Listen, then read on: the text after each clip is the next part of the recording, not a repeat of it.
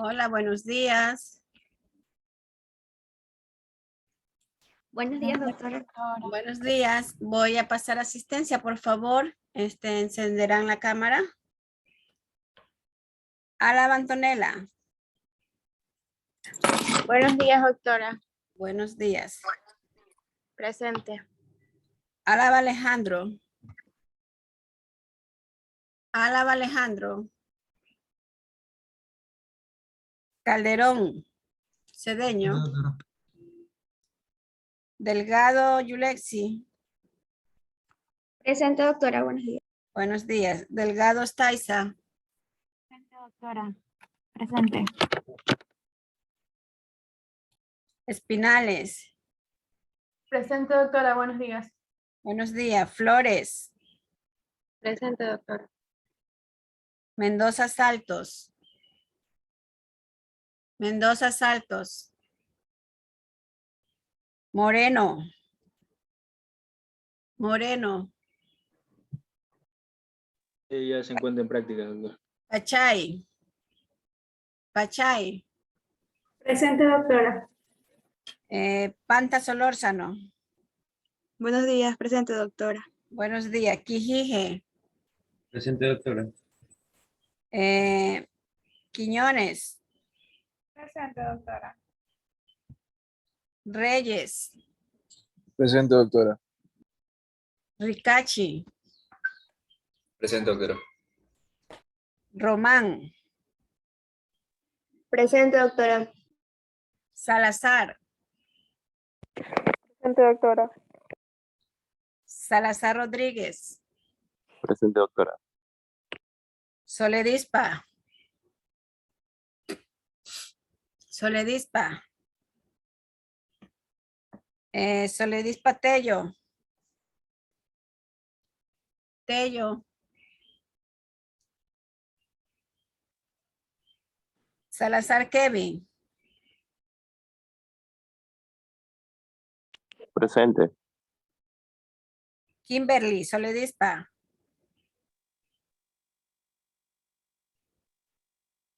Suárez. Presente, doctora. Suárez Alejandro.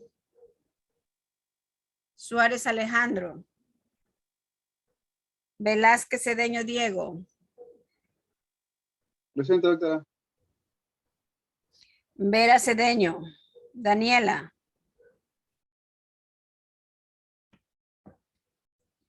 Yepes. Yepes. Zambrano Ceballos.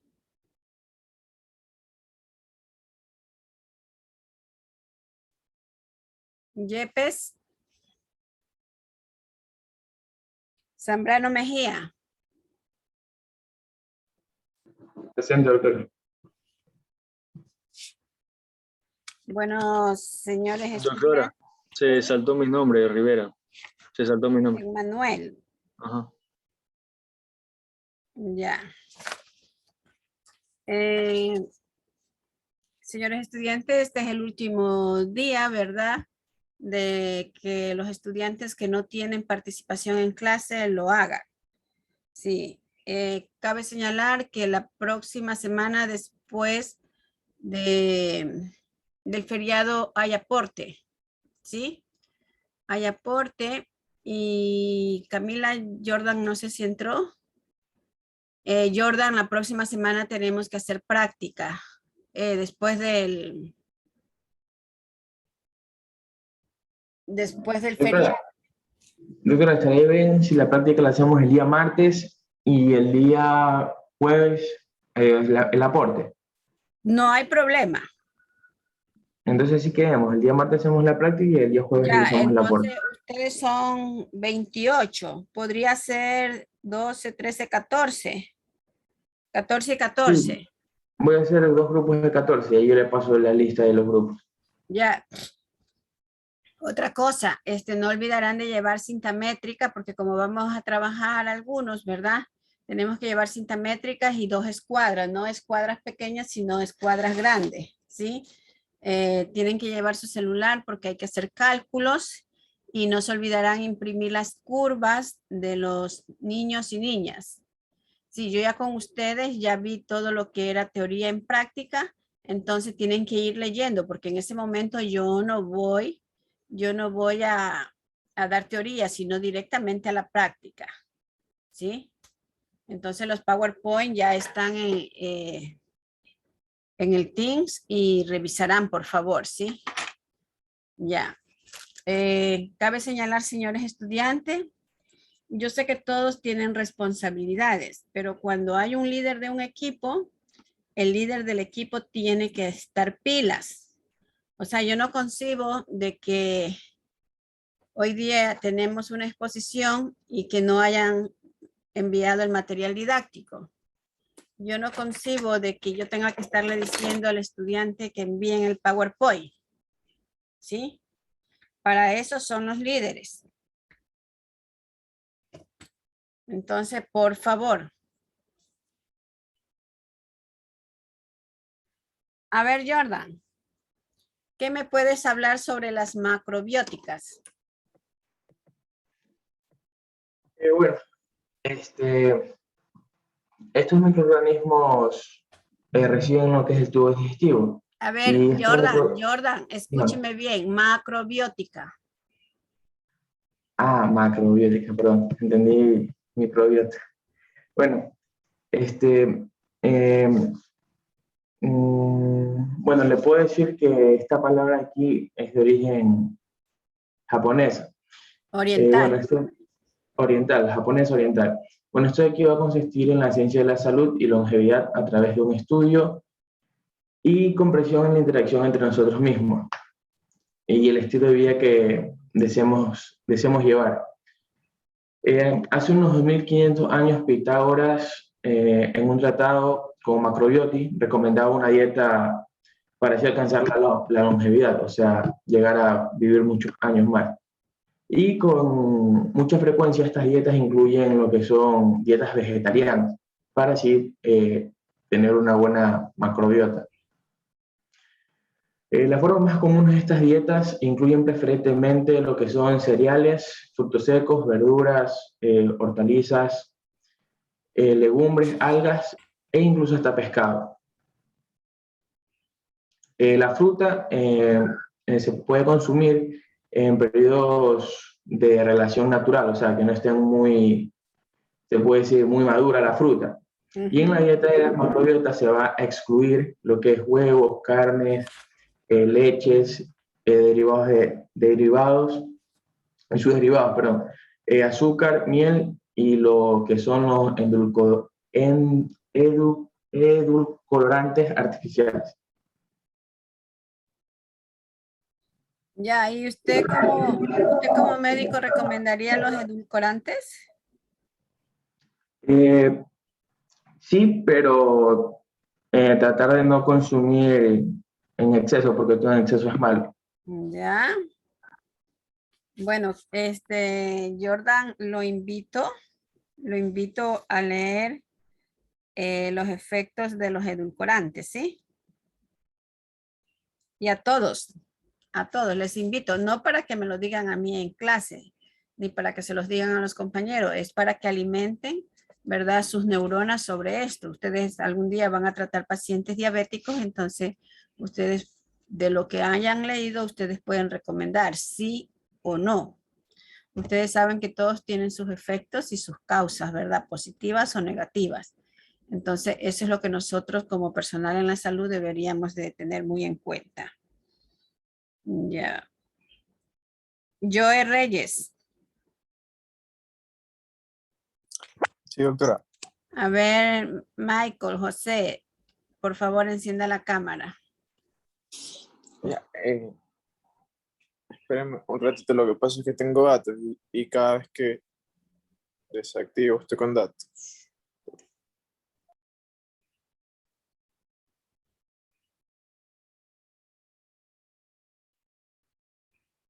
Alejandra Suárez. Alejandra Suárez. A esta niña yo ya la he llamado 2 veces y no responde. Entonces después cuando yo asiente la nota, pues No van a estar diciendo yo sí respondí, nunca me llamó. Moreno. Igual, ¿sí? Y aquí ya no hay vuelta atrás. Stephanie. Stephanie ya le he llamado 2 veces y hoy día serían 3 Buenos veces. días. Buenos días. A ver, Stephanie, por favor, hábleme sobre las microbióticas, el efecto de las dietas en la microbiótica. Ya bueno, primero nos decía que la microbiótica es un conjunto de microorganismos que habitan en el tubo digestivo y que estos son esenciales para que nosotros tengamos un correcto crecimiento corporal, para que desarrollemos la inmunidad y también para la nutrición. Esta microbiota se crea desde el nacimiento y la podemos adquirir mediante la leche materna, que esa sería la primera microbiota. Hasta que se cumplen los 2 años, que ya sería una microbiota madura y se da mediante la alimentación. Ya, pero ¿qué alimentos tienes que consumir? Eso es lo que me interesa a mí.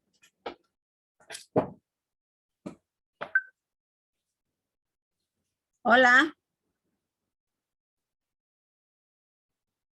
Cabe señalar que las preguntas pueden ser, si no me responden, pues yo lamento mucho. Yo no puedo estar a cada momento insistiendo que me contesten. ¿Sí? Este es el problema que pasa cuando no leen. Entonces, a mí me parece de muy mala educación. Hablaba de proteínas. Doctora, ¿sí me escucha? Yo sí te escucho. Ya, al principio nos hablaba de la leche materna, como ya le dije, y después de la alimentación. En esta alimentación se incluyen las proteínas. Es que no me dices nada, o sea, lo que yo necesito es que ustedes ya son de 7º semestre, que ustedes ya me respondan como médico, no que me respondan a media. ¿Ya? O sea, ya ustedes pueden pensar, ya pueden razonar muy bien. Entonces, si solo me dicen palabras sueltas. A ver, Reyes, con Reyes estaba. A ver, Joe. A ver, Joe. Hemos estado hablando, aunque no de la microbiótica me quedan debiendo las preguntas y respuestas, pero ya vamos a ahondar ahorita en la exposición. Joe, ¿qué me podría decir usted de los transgénicos? Y si es que usted como médico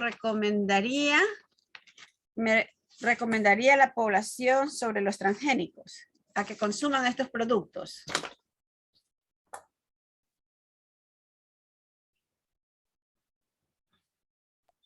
¿Me escucha? Ahí sí. Un transgénico como tal es un ser vivo creado artificialmente a través de una técnica que permite insertar genes de virus, bacterias, vegetales, animales e incluso humanos a una planta o a un animal. Es decir, los transgénicos es como la modificación de parte de una planta o un elemento para así ser procesado. Esto puede ocurrir principalmente en las plantaciones o en las industrias de alimentos. Según algunos estudios, pueden ser seguros, pero no son tan recomendables, doctor. Ya, y usted como No son médico, recomendables. los No recomendaría. recomendaría. No los recomendaría. No recomendaría. Y si hablamos de los transgénicos, ¿verdad? Ustedes han escuchado que en sí, cuando nosotros estudiamos qué son las vacunas, nos dice que las vacunas son virus atenuados, ¿verdad? Que nos inoculan a nosotros o a las personas o a los animales que quieren esto ya. También hay, ¿verdad? Que dicen que las vacunas son trans. Sí, porque genéticamente se modifican. ¿Qué se Son modifica? organismos que el organismo como tal se modifica para que pueda ser captado o de cierta manera receptado por el ser humano. Y así mismo. Se modifica en este caso. El gen. ¿El gen de quién? El gen, ¿De nosotros los humanos o de las vacunas? no, el gen de la vacuna para que el ser humano pueda ser receptado. El ser humano no se modifica, sino el del organismo que va a ser insertado en el cuerpo. Bueno, eso, bueno, nosotros tendríamos que revisar o después de que pase mucho tiempo, pues podríamos discutir un poco más si es que Dios nos presta vida a ustedes y a mí, o si ustedes que están más jóvenes tienen un poco más de larga vida, pues en 3 años ya son profesionales y ahí podrían discutir sobre qué ha pasado en 3 años con las vacunas, ¿sí? Entonces, ese bichito de la investigación en 3 años se los dejo sembrado allí, ya para como profesionales ustedes puedan discutir.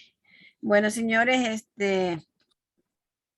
aquí en esto, bueno, ya termino y en Manuel estaba por terminar la exposición. En Manuel les sugiero que sea un poco para que los compañeros puedan exponer, ¿sí? Ya, listo, doctor. Ya.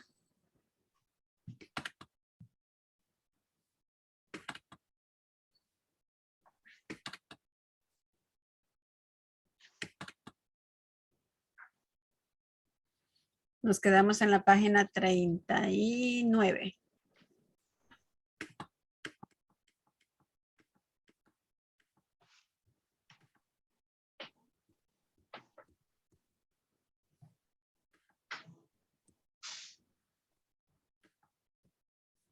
Bueno, espérate, Manuel. Cabe señalar, ¿verdad?, que esta exposición, pues, se habla de los micronutrientes, ¿verdad? Y cuyos micronutrientes son los macrominerales y los microminerales. Aunque el grupo anterior, ¿verdad?, uno de los compañeros también expuso ciertas características de ciertos minerales, no de todos, pero sí de ciertos, ¿no? Entonces hemos visto en este caso los macros y los microminerales, ¿verdad? Sus funciones, cómo actúa en nuestro organismo, las actividades diarias y qué provoca el exceso. Cabe señalar que con relación a la alimentación, pues yo me atrevo a decir que no hay exceso, porque ustedes saben que la alimentación que nosotros consumimos no es, como les digo, bastante, no por decir, no puede haber una intoxicación o un exceso de vitamina A porque nosotros nunca comemos vitamina A, ¿verdad?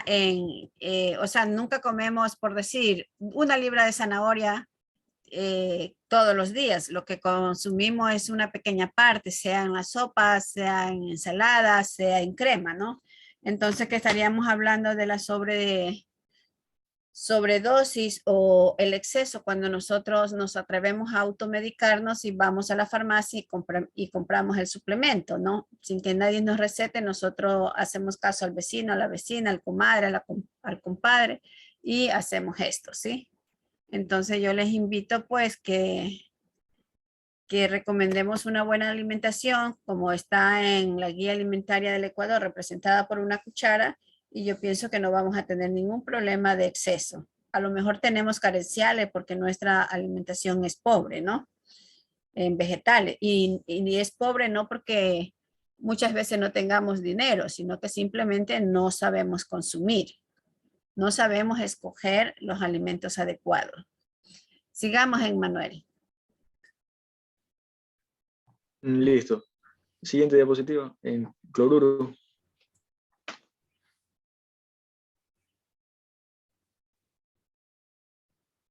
Bueno, entonces, según Krauss, pues, habla sobre los electrolitos, diferenciándolos entre electrolitos extracelulares e intracelulares.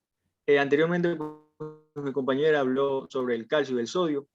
Yo continúo, pues, hablando sobre el cloruro o cloro. que pues, ¿cómo va a actuar en nuestro organismo? Bueno, ya se habló anteriormente sobre dónde se obtiene y todo eso. Entonces, ¿cómo actúa en el organismo como electrolito? El cloruro, pues, es un tipo de electrolito que funciona junto con otros electrolitos como el potasio, el sodio y el dióxido de carbono. Entonces, estas sustancias, pues, ayudan así a conservar el equilibrio apropiado de los líquidos corporales y el equilibrio ácido-básico. En cuanto a su función, pues este es un anión, es el anión pues más abundante en el líquido extracelular, tiene una capacidad de entrar y salir de la célula junto con el sodio y el potasio, y combinados también con otros cationes como el calcio. La carga negativa que posee pues le permite asociarse habitualmente al sodio y así ser un corresponsable de mantener la osmolaridad sérica. La utilidad pues, fisiológica también pues, se establece en mantener el ambiente ácido gástrico mediante pues, la secreción de una forma de ácido clorhídrico, también pues, con la colaboración en el transporte del dióxido de carbono de los hematíes y la formación del líquido cefalorraquídeo. Pues, sus niveles suelen ser estar regulados por aquellos procesos que afectan al sodio, ya que estas suelen funcionar combinadas, el cloro y el sodio. En cuanto a lo que es el exceso y el déficit, aquí pues vamos a diferenciar lo que es la hipocloremia y la hipercloremia. Como hipocloremia se define pues a la concentración sérica de un cloro que es inferior a 96 milequivalentes litros.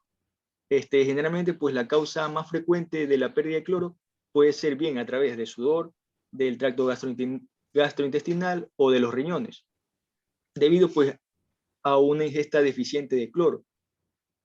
Como pues en los casos de cuando se administra pues una solución intravenosa carente de cloro, en las personas con una dieta baja en sal, también pues en caso de que el paciente tenga pérdidas digestivas de cloro, debido pues a vómitos, a diarreas o alguna cirugía gástrica.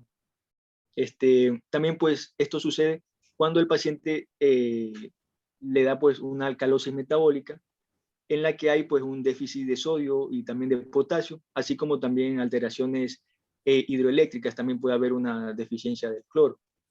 En cuanto a los síntomas que se pueden presentar, se incluye pues la irritabilidad, la agitación, mareos, arritmias cardíacas, el coma. Hablando pues sobre lo que es la hipercloremia, pues es el exceso de cloro en el líquido extracelular que se considera ya hipercloremia cuando está superior a 106 milequivalentes litros. Y pues suele esto asociarse con la hipernatremia, que esto es el aumento de sodio. Como les decía, pues actúan muy similar el sodio y el cloro. Y también pues en la acidosis metabólica.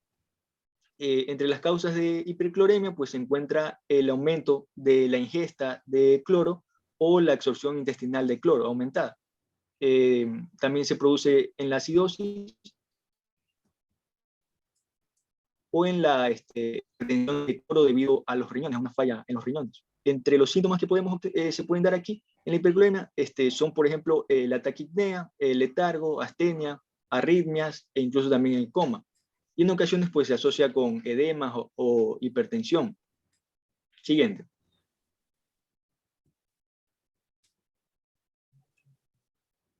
Tenemos al bicarbonato, que es otro electrolito extracelular, que aquí pues lo podemos encontrar en alimentos como el trigo, en productos lácteos, en galletas saladas o dulces. De aquí pues va a actuar en nuestro cuerpo cuando los alimentos son digeridos, en sí el estómago se eleva el pH. Esto induce pues que el estómago vaya a producir más ácido clorhídrico para así reducir este pH para poder hacer la digestión. Entonces, cuando el estómago produce ácido clorhídrico, también va a producir bicarbonato, el cual también pasa al torrente sanguíneo. Por otra parte, cuando los alimentos ya son digeridos y salen del estómago, estos van a ingresar al intestino delgado y aquí también se secreta bicarbonato, por el páncreas, ¿ya? El bicarbonato, pues en sí, es un anión fundamental en el organismo para, pues, normalmente está presente en los fluidos biológicos como forma de bicarbonato sódico. Pues es un electrolito que en el organismo utiliza para así mantener el equilibrio ácido-base normal. En cuanto a las funciones, pues una de sus funciones principales del bicarbonato es la neutralización de los ácidos, así para neutralizar los ácidos en la alimentación, como les hablé anteriormente, y en el equilibrio ácido-base. Siguiente diapositiva. Ya chicos, bueno, no sé si ustedes sepan, ¿no? Que dicen que las quimioterapia, ¿verdad? Las quimioterapias son a base de bicarbonato y que por eso recomiendan, aunque todavía no hay estudios que nos confirmen si la ingesta de bicarbonato diario, ¿verdad? Una media cucharadita, unos 10 o 5 gramos, pues en realidad nos vaya a prevenir de este mal que no mira ni edad, ni sexo, ni condición social, sino que cuando aparece pues el cáncer es que destruye todas nuestras células, ¿no? Entonces no tendríamos que investigar mucho más a ver si realmente el bicarbonato puede dar un efecto positivo de prevención, más bien sería, no de curación, sino más bien de prevención.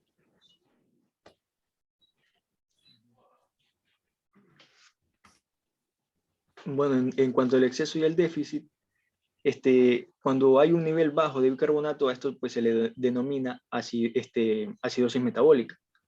Pues se desarrolla cuando se produce demasiado ácido en el cuerpo, y también pues puede ocurrir cuando los riñones no pueden eliminar suficiente ácido del organismo. Y nosotros vamos a encontrar diferentes tipos de acidosis metabólica. La acidosis diabética, que es cuando se presenta, cuando hay un aumento de los cuerpos cetónicos que son ácidos durante una diabetes que no es controlada. Tenemos la acidosis hiperclorémica, que esta es causada por la pérdida de demasiado bicarbonato de sodio del cuerpo, por causas de diarreas, por ejemplo. Vamos a tener déficit de bicarbonato cuando hay enfermedad renal, ya que se elimina a lo mejor demasiado, por acidosis láctica, por intoxicación por ácido acetilsalicílico, y en casos de deshidratación. Cuando nosotros vamos a tener un nivel alto de bicarbonato en sangre, esto pues se le denomina alcalosis metabólica, que es una afección que provoca el aumento del pH en los tejidos, ¿ya? Y la alcalosis metabólica pues puede verse a la pérdida de ácido del cuerpo, por ejemplo, por vómitos o deshidratación también. Además, pues puede estar relacionado también con afecciones como la anorexia y enfermedades pulmonares obstructivas. Siguiente. Bueno, aquí ya entramos a los electrolitos intracelulares, en los cuales pues vamos a encontrar el magnesio, el fósforo y el potasio. Bueno, el magnesio, va a actuar en el organismo. Bueno, debemos primeramente saber que el magnesio, para más de 300 reacciones químicas, pues va a ayudar a mantener el funcionamiento normal de los músculos y los nervios, y brinda también soporte a un sistema inmunitario.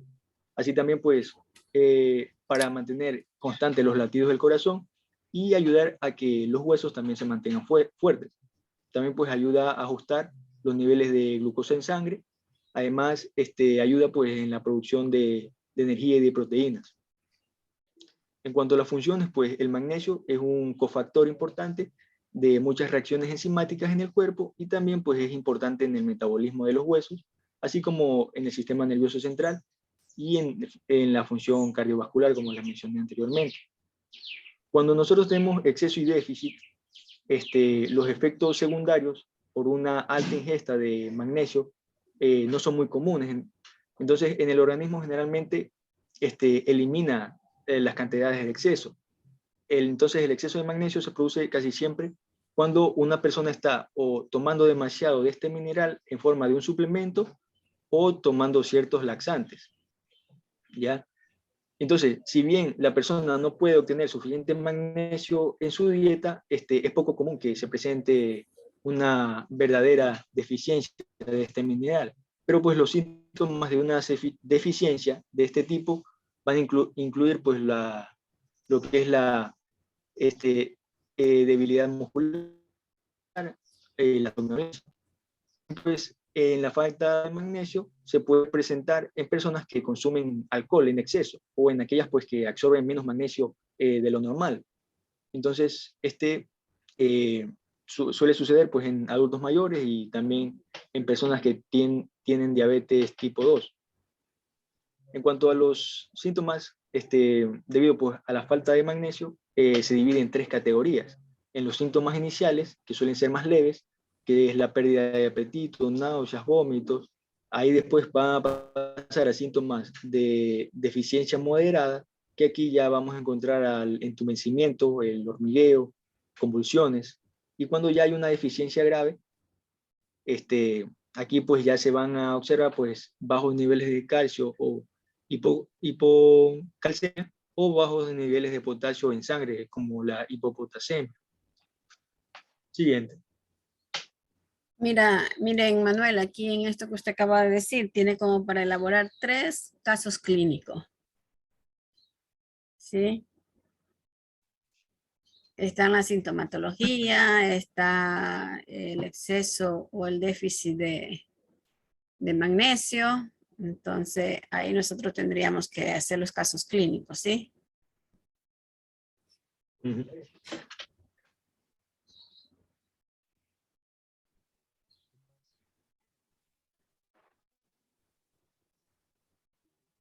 Bueno, el fósforo, también es otro electrolito.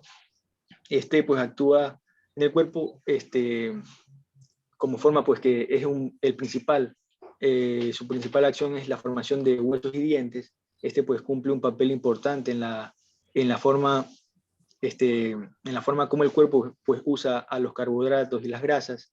También es necesario para que el cuerpo produzca proteínas para el crecimiento, la reparación de células y tejidos. También pues ayuda en la contracción muscular, en la palpitación normal del corazón, en señales nerviosas. Su función pues se liberan pues grandes cantidades de energía cuando pues se hidroliza los enlaces de ATP. Además pues de esta función pues el fosfato es vital para el funcionamiento de las células en las reacciones pues, de fosforilación y desfosforilación, como también es un amortiguador en el equilibrio ácido-básico y también pues, en la estructura de las células. En cuanto al exceso y el déficit, vamos a tener la hipofosfatemia, que pues, puede tener relación con fármacos, como por ejemplo insulina o la adrenalina. La hipofosfatemia grave, aquí pues puede resultar crítica, alteraciones del funcionamiento cardíaco, por ejemplo, la reducción de las contracciones del diafragma, que pueden llevar pues, a una situación de debilidad respiratoria, puede producir confusión, una disminución del aporte de oxígeno a los tejidos. En el caso pues, de la hiperfosfatemia, son niveles pues, excesivamente altos del fósforo en sangre, que si bien pues, son poco frecuentes, se puede pues, combinar con el calcio para así formar depósitos en los tejidos blandos, como en los músculos, por ejemplo. Entonces, los niveles altos de fósforo en sangre ocurren solamente en personas con una enfermedad renal grave o con un muy mal funcionamiento de la regulación del calcio. Siguiente diapositiva. Finalmente, pues como último electrolito, tenemos el potasio, que pues actúa en nuestro cuerpo ayudando a la función de los nervios y a la contracción de los músculos y a que pues el ritmo cardíaco se mantenga constante. También pues permite que los nutrientes fluyan por las células y a expulsar los desechos de estas. También pues una dieta en potasio ayuda a contrarrestar algunos de los efectos nocivos del sodio sobre la presión arterial. En cuanto a sus funciones, pues junto con el sodio, el potasio participa en el mantenimiento del equilibrio hídrico normal en el equilibrio osmótico y en el equilibrio ácido-básico. Igualmente, pues, es importante para la regulación de la actividad neuromuscular, además pues, del calcio, que él también ayuda a esto. Las concentraciones de sodio y de potasio pues, determinan los potenciales de membrana en los nervios y músculos. También el potasio pues, favorece al crecimiento de las células. También el contenido pues, en potasio del músculo pues, se relaciona con una masa muscular aumentada y el almacenamiento del glucógeno. Por tanto, pues, si está formándose músculo, es esencial un aporte adecuado de potasio. En cuanto al exceso y el déficit, un nivel alto de potasio se denomina hiperpotasemia. Entonces, si los riñones no están funcionando bien, es posible que no sean capaces de eliminar la cantidad adecuada de potasio. Entonces, como resultado de esto, el potasio puede acumularse en la sangre y esta acumulación puede producir, por ejemplo, enfermedad de Addison, quemadura sobre grandes zonas del cuerpo. O sea, pueden causarlo también los fármacos, ciertos fármacos, trastornos que provocan ruptura de las células sanguíneas, sangrado intestinal. Los niveles altos de potasio pues a menudo no presentan síntomas, pero cuando estos sí se presentan pueden incluir, por ejemplo, las náuseas o vómitos, la dificultad respiratoria, el pulso lento o débil, dolor del tórax. Y en cuanto a lo que es la hipopotasemia, que es el nivel bajo de potasio en sangre, es una afección en la cual pues, la cantidad de potasio está por debajo de lo normal. Las causas comunes de este potasio bajo en sangre puede deberse a medicamentos también, puede deberse por diarreas o vómitos, trastornos alimenticios, como por ejemplo la bulimia. Puede deberse pues, a niveles bajos de magnesio, a sudoraciones. Y entonces una baja pequeña del nivel de potasio con frecuencia pues, no causa síntomas. Pero pues cuando hay síntomas puede verse, o sea, puede suceder lo que es el estreñimiento, palpitaciones y la fatiga y el daño muscular. Una baja importante de los niveles de potasio pues pueden provocar ritmos cardíacos anormales, sobre todo pues en las personas con enfermedades del corazón. Y esto pues puede provocar que la persona se sienta mareada o se desmaye. Y un nivel muy bajo de potasio puede producir incluso que el corazón se detenga. Por eso es muy importante mantener adecuados niveles de potasio. Y eso sería todo. Ahí tienen otra razón, ¿verdad? Para cuando nuestros pacientes lleguen a la consulta, no olvidar de mandar a hacer los electrolitos, que muchas veces nosotros podríamos mandar a hacer cualquier otro examen porque pensamos que los electrolitos no, si hay un déficit, pues nos vaya a ocasionar un problema más fuerte de salud, ¿verdad? También en un CV hay que mandar a hacer electrolito y ahora lo que nos dice el compañero también, ¿verdad? Para los problemas cardíacos también tendríamos que controlar el electrolito. Ya, y que no solamente se los digo para los que vayan a escoger estas especialidades, sino que por cultura general nosotros deberíamos de hacer eso. ¿Cuántos pacientes se han quedado descerebrados porque no se manda a hacer electrolitos? Ya, y bueno, este es una lámina, ¿verdad? Que es una captura del manual de dieta, donde tenemos nosotros a los minerales.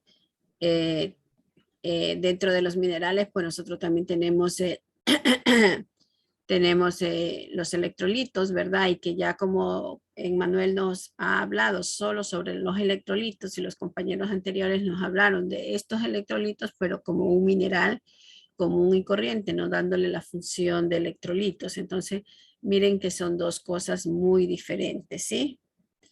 Gracias, Emmanuel. Ustedes no han puesto evidencia de tutoría ni de trabajo autónomo. Ya, muchas gracias, ¿sí? Bueno, nosotros vamos a empezar con una exposición que es muy bonita, muy interesante, ¿verdad? Y que ¿Dónde está equipo 7?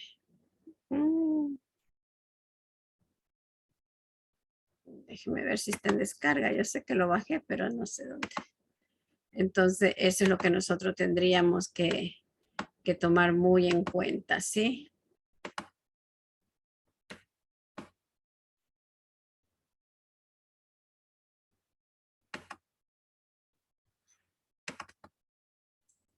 Bueno, vamos a empezar con el equipo 7, que es la exposición última del parcial, ¿no? Ya me va a confirmar el presidente sobre la fecha de los exámenes, si está dentro, hay que hacer una semana más por el feriado o no. Bueno, tenemos aquí, ¿verdad? Microbiótica, macrobiótica, alimentos funcionales, probióticos y prebióticos, fitoquímicos y transgénicos, ¿verdad? Cuyos integrantes son Calderón Cedeño Yandri, Delgado Taiza Carlos, Quiñones Lilian y Velázquez Cedeño Diego. Ya en la exposición de los compañeros, ¿verdad? Nos van a hablar sobre esto. Y también, pues lo único que yo aspiro es que, como es un tema muy fácil, pues que la exposición también sea, que tenga un buen aporte científico. Y también les pido a los compañeros, ¿verdad? Que como es un tema que ya casi todos sabemos, pues si tienen algo que interrumpir, alzan la manito y le damos paso para que conversen o acoten o agreguen o digan ustedes se equivocaron o algo por el estilo, porque eso puede pasar, ¿sí? Bueno, Yandri, empecemos con usted.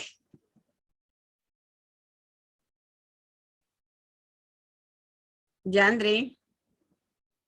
Presente. La siguiente, por favor.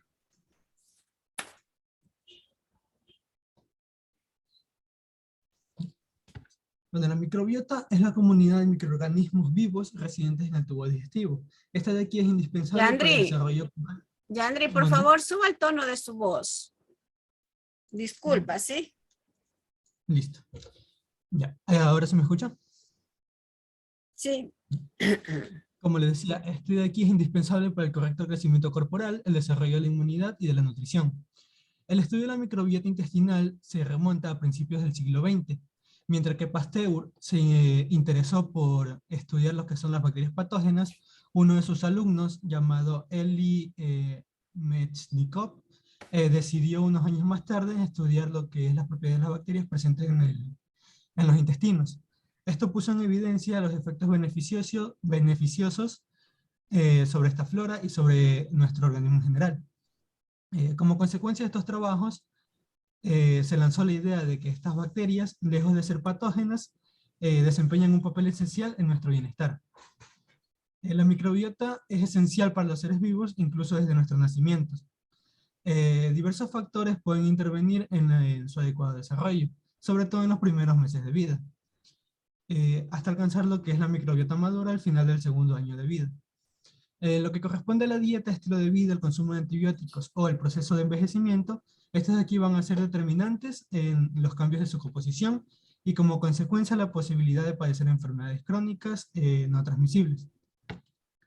En la actualidad hay suficiente evidencia científica que refuerza la importancia de la dieta para el establecimiento, la estructura y la actividad funcional de la microbiota intestinal, así como también estudios que han demostrado que el papel de una dieta con determinadas enfermedades puede disminuir sus efectos, así mejorando la calidad de la microbiota.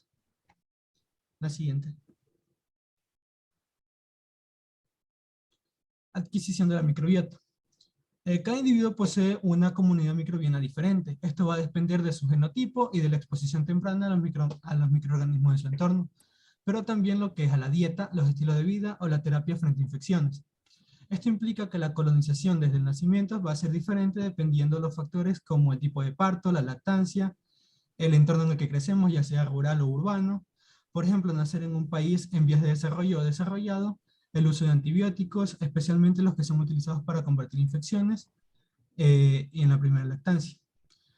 Un uso inadecuado de nuestra microbiota intestinal durante los primeros meses de vida va a aumentarse ya sea por el número de cesáreas, el abandono prematuro de la lactancia materna o ya sea en la edad adulta por el uso de los antibióticos, una dieta inadecuada o el proceso del envejecimiento.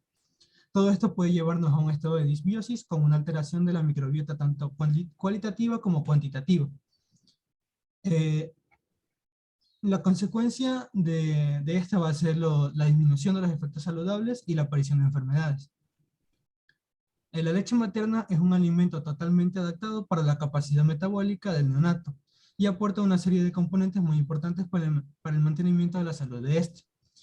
Tanto como los oligosacáridos de la leche materna van a favorecer el crecimiento de algunos microorganismos beneficiosos como son las bifidobacterias.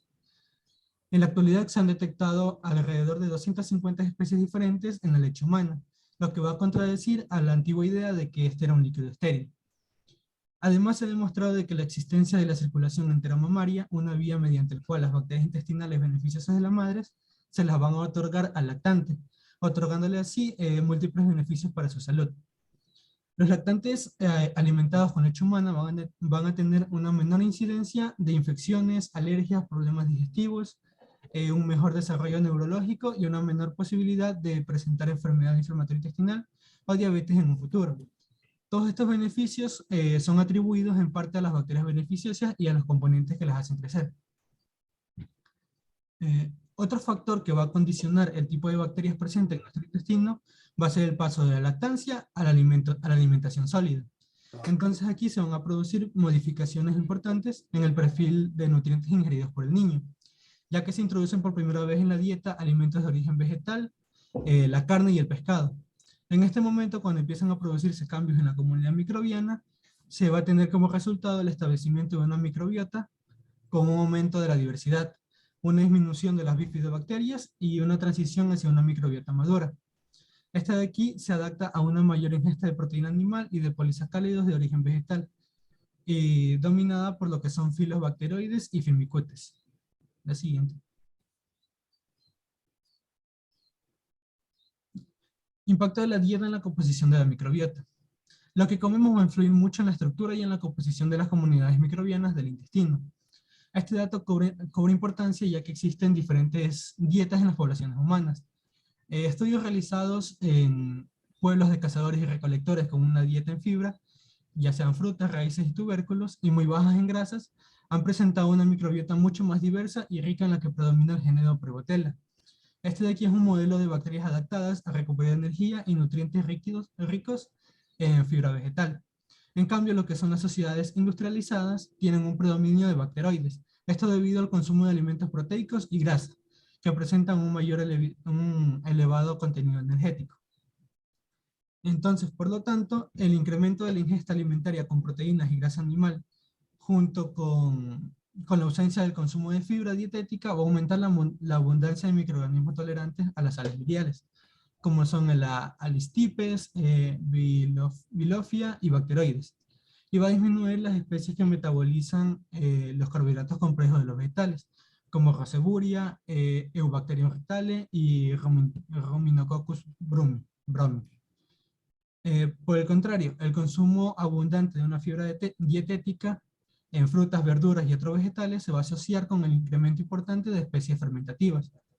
Entonces, en conclusión, podemos decir que la proporción de Prevotella en la microbiota intestinal del adulto humano va a ser un marcador de regímenes dietéticos propios de áreas rurales y cultura agraria, mientras que una mayor proporción de bacteroides se asocia con la residencia en regiones industrializadas y hábitos dietéticos propios de la vida urbana. La siguiente. Funciones de la microbiota. Esta ha pasado a considerarse de un comensal acompañante a considerarse un órgano metabólico, con funciones en la nutrición, la regulación de la inmunidad y la inflamación sistémica. Entre las funciones metabólicas a destacar tenemos la fermentación bacteriana anaerobia de los carbohidratos de la fibra dietética, va a conducir a la formación de ácidos grasos de cadena corta, que estos aquí son el combustible respiratorio preferido de los colonocitos, y este va a tener un efecto antiinflamatorio al inhibir ciertas citoquinas proinflamatorias e interesantemente puede inducir la apoptosis de células malignas de cáncer de colon. Los ácidos grasos de cadena corta producidos por la fermentación de los carbohidratos son acetato, propionato y butirato. Estos aquí son absorbidos en el colon. La mayor parte del propionato es metabolizado en el hígado, donde va a actuar reduciendo los niveles séricos de colesterol y de glucosa. El butirato proporciona una mayor fuente de energía para las células del epitelio colónico. Los ácidos grasos de cadena corta van a promover la integridad de las uniones celulares en el colon y van a aumentar la velocidad de proliferación de las células epiteliales. Van a acelerar la reparación epitelial en respuesta de la lesión y facilitan la diferenciación de células epiteliales con los consiguientes efectos del cáncer de colon. La microbiota intestinal actualmente se ve como un factor implicado también en el manejo del peso corporal. Puede participar en el metabolismo energético a través de la energía obtenida de la dieta, en la regulación del almacenamiento de la grasa corporal, en la regulación de la lipogénesis o en la regulación de la oxidación de los ácidos grasos. Evidencias actuales sugieren que ciertos cambios en la microbiota intestinal, en concreto un aumento de los firmicutes y disminución de los bacteroides, van a jugar un papel importante en la génesis y el mantenimiento de la obesidad en el humano. Además de otros muchos mecanismos, uno de los más importantes que parecen contribuir a la obesidad incluye una mayor obtención de energía del colon a través de la fermentación de los carbohidratos no absorbibles. Aparte y en sentido contrario, parece ser que los cambios en la microbiota intestinal también pueden jugar un papel decisivo en la anorexia nerviosa, con grave pérdida de peso que produce incluso trastornos mentales, ya sea ansiedad y depresión. La microbiota intestinal también sintetiza lo que es vitamina K y varios componentes de la vitamina B, incluida la vitamina B12. Aunque es improbable que esta última esté disponible directamente para el huésped humano, debido a que la fisiología de la absorción de la misma requiere un factor de unión R en el estómago. La transferencia del factor intrínseco en el intestino delgado y la absorción del complejo en el ileón terminal. La siguiente. Yandri, si yo te digo que en conclusión me digas todo lo que he hablado, ¿qué es la microbiota? Bueno, estos de aquí son microorganismos que nos van a ayudar a tener una mejor vida, ya que así van a reducir lo que son ciertas enfermedades y nos van a ayudar también en lo que corresponde a la inmunidad. También nos ayuda a regular lo que es el peso, y esta de aquí va a variar dependiendo los alimentos que consumimos. Ya, y también cabe señalar, ¿verdad? Que es bien cierto que nosotros necesitamos de esta parte microbiótica, ¿verdad? Para poder desempeñar nuestras funciones, pero eso cuando está en equilibrio, ¿no? Y siempre nosotros tenemos que ver si hay un exceso, quiere decir que algo no está bien, y si también tenemos un descenso, pues lógicamente también no está bien, ¿no? O sea que debe de haber un equilibrio, y como ya usted lo dijo, ¿verdad? La alimentación juega un papel muy importante en esto de la microbiota. Ya, también cabe señalar, ¿verdad? Que muchas veces nosotros no conocemos esto de que la dieta, ¿verdad? Que en este caso que la dieta, ¿verdad? Puede influenciar en esta microbiota intestinal, ¿no? Y que ya conocemos, como usted lo acaba de decir, que esta microbiota intestinal es la comunidad de microorganismos vivos, ya que estos son, digámosles así, que viven, que son residentes en el tubo digestivo. Ya también cabe señalar que cada vez que nos alimentamos, estos pueden ser cientos, millones, billones de bacterias que habitan en nosotros, también ellos se alimentan, ¿no? Por eso al hablar de microbiota intestinal podemos confirmar que somos lo que comemos. Ya, a lo mejor ustedes, no sé, en microbiología, ¿verdad? Han estudiado los parásitos y, ¿verdad? Y que estos parásitos pues también lógicamente se alimentan, ¿no? Antes yo recuerdo cuando yo estaba muy pequeña, ¿no? Que yo escuchaba las conversaciones de papá y mamá y los familiares grandes o vecinos, ¿verdad? Entonces cuando uno, por ejemplo, era delgadito, entonces dice, ay, desparasítelo porque ha de tener la solitaria. ¿Y qué era la solitaria? Que decía que era una lombriz que se comía todo lo que uno comía, ¿no? Y obvio, pues les hacían caso, y ahí en esa época había un sobrecito que se llamaba Padrax. Yo no sé si ahora lo existe, ¿no? Pero yo sí recuerdo que eso era asquiento en el momento que uno se tomaba eso y iba a la deposición y ahí salían, yo sabía decir, mami, una culebra. Y eran esas lombrices, ¿no? Lógicamente que ahora ya la medicina ha avanzado, que ya uno puede tomar antidesparasitante, pero ya tú no ves. ¿Por qué? Porque ya salen como hecho polvo, como triturados, ¿no? ¿Por qué? Porque la medicina hace ese efecto. Entonces, ¿qué es lo que afirma un microbiólogo, ¿verdad? Que la mayoría de las enfermedades comienzan en el tracto digestivo. Y esto sucede porque cuando las bacterias buenas son incapaces de controlar a las malas, ese desequilibrio conocido como disbiose está relacionado con el desarrollo de determinadas enfermedades. Te pregunto, Yandri, cuando nosotros tenemos una alimentación por sonda o ahora con esto del COVID que se intuban a los pacientes, ¿será que por eso se activa esa bacteria nosocomial de que el paciente tiene que pasar algunos días intubado? Yo supongo que sí, porque ya se dejaría de consumir lo que No es te la escucho. Que supongo que sí, porque no se consume lo que normalmente está acostumbrado lo que ya la microbiota del intestino. ¿Verdad? Falta esa alimentación porque lo único que te dan es una alimentación por sonda y es una leche o un polvo así nomás y cierta cantidad. Entonces uno necesita esto y también que el tubo digestivo como, o sea, si es tubo, ¿verdad? Tenemos un orificio y cuando intuban al paciente también esos tubos tienen orificio que posiblemente por ahí sea el canal de que suban estas bacterias y en vez de que sanen a nuestros pacientes, pues lógicamente los llevan a su etapa final.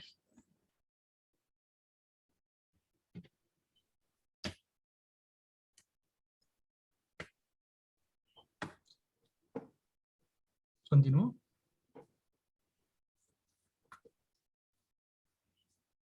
Continuamos, Yandri.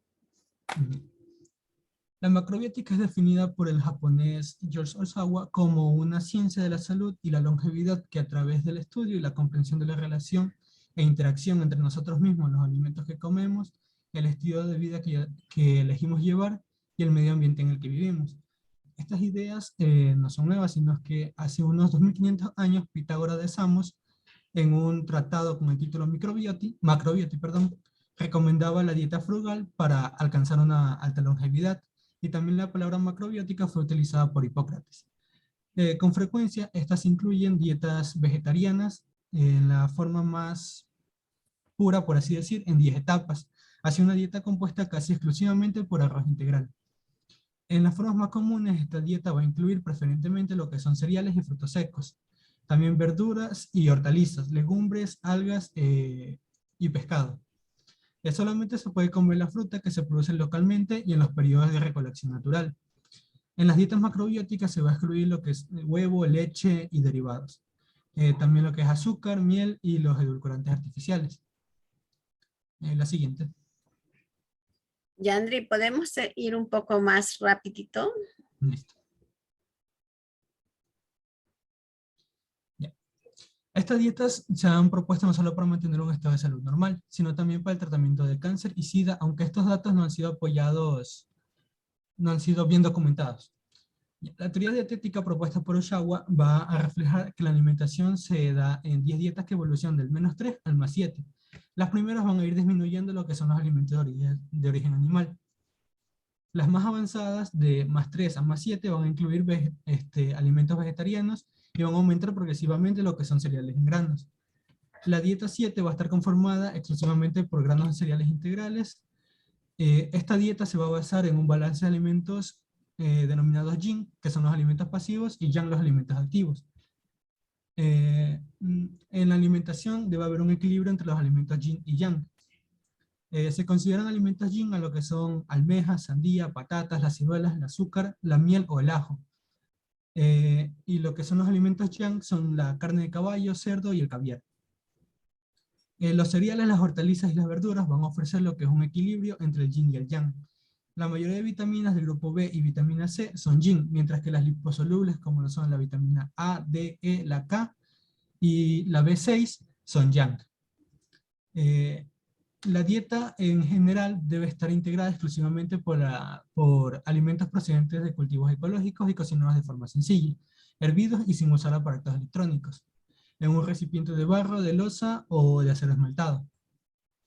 Y en la mayor parte, entre un 50 al 60%, debe ser cereales preferiblemente integrales, de un 25 a un 30% en verduras y de un 5 al 10% en legumbres, especialmente como la soya, frutos secos, sopa miso, infusiones de hierbas. Se recomienda además comer lentamente, masticando cada bocado hasta 50 veces o hasta que esté completamente líquido, comer en una postura cómoda y no comer demasiado rápido. La siguiente. La eficacia de la dieta macrobiótica. Esta de aquí se han realizado por así decir, dos menciones, ya sea en la diabetes o en el colesterol alto. En la diabetes se ha evaluado una dieta macrobiótica específica denominada MAPI-2. Esta investigación preliminar sugiere que esta dieta puede mejorar el control del azúcar en sangre en personas con diabetes si se usa en un plazo corto. Pero esta dieta no la recomiendan mucho debido a que es muy baja en calorías y existe evidencia de que para seguir esta dieta por plazo corto podría causar un bajo descenso de peso y podría empeorar la salud ósea en personas con diabetes. En cuanto al colesterol alto, la investigación preliminar descubrió que una dieta macrobiótica está vinculada con una disminución de los niveles de colesterol total y mejora la tasa de colesterol de lipoproteína de alta densidad. Se desconoce si la dieta macrobiótica disminuye los niveles de colesterol en personas con colesterol alto. La siguiente. Los beneficios de la dieta macrobiótica, esta aporta a nuestra salud una gran cantidad de beneficios, como lo son estómago más sano. Los alimentos que se consumen para seguir la dieta macrobiótica ayudan a mantener el nivel de pH adecuado para el organismo. Es por esto que tanto la acidez como el dolor de estómago van a desaparecer totalmente con esta dieta. También regula lo que es el tránsito intestinal, ya que incluye alimentos cargados en fibra, facilitando así el tránsito intestinal diario. Por esta razón se suele recomendar en esta dieta a las personas que padecen problemas gastrointestinales o de estreñimiento crónico. También ayuda a regular lo que es el nivel de la glucosa, ayuda a mantener un peso más estable, ya que al ser muy limitado en el consumo de calorías y no están presentes lo que son las grasas y azúcares procesados, ayuda a mantener la línea sin acoger kilos con facilidad. Una mayor tranquilidad, ya que las propiedades de los alimentos que incluyen esta dieta contribuyen a reducir el estrés. También contribuyen a una agilidad mental, ya que la dieta macrobiótica ayuda a que el cerebro funcione de manera más óptima, logrando así que nuestro cerebro tenga mayor claridad. Y aporta una mayor energía, ya que es rica en cereales, y esto quiere decir que da la sensación de energía y vitalidad que se prolonga por lo largo del día. La siguiente. En cuanto a los inconvenientes con la dieta macrobiótica, se considera que las características físicas de cada individuo, como la edad, el sexo o la complexión. Sin embargo, no es completamente un tipo de alimentación que pueda seguir todos. Al tener que eliminar las proteínas animales, las personas que tengan bajo nivel de hierro o falta de vitamina B12 no van a poder seguir esta dieta. Por esto es imprescindible hacer un análisis antes de recomendar esta dieta. Una de sus desventajas puede ser que resulta ser más cara debido a que los alimentos ecológicos y los que no contienen ningún conservante suelen tener precios más altos. Gracias. Ya, un momento ya, Andrea, antes de irse, ¿verdad? Ya hemos hablado de la microbiota y terminamos de hablar de la macrobiótica. Cabe señalar, ¿verdad?, que también hablan de que esta dieta puede ser muy beneficiosa para ciertas patologías como la diabetes, ¿verdad?, como la obesidad, como para la reducción de peso, y que los alimentos que según la dieta recomienda, pues son los de origen vegetal y se están suprimiendo los de origen animal, ¿no? También cabe señalar que también habla de que pues, cuando la dieta es más estricta, pues también van a reducir ciertos vegetales, ¿no? Y que también hablan que la dieta macrobiótica no es una dieta milagro, pero sí que uno la lleva a largo tiempo, pues puede dar muchos resultados, ¿no? Y también pues Durban dice que la dieta macrobiótica no es otra cosa que la dieta mediterránea, ¿no? Ya conocemos que la dieta mediterránea pues a base de vegetales, ¿verdad?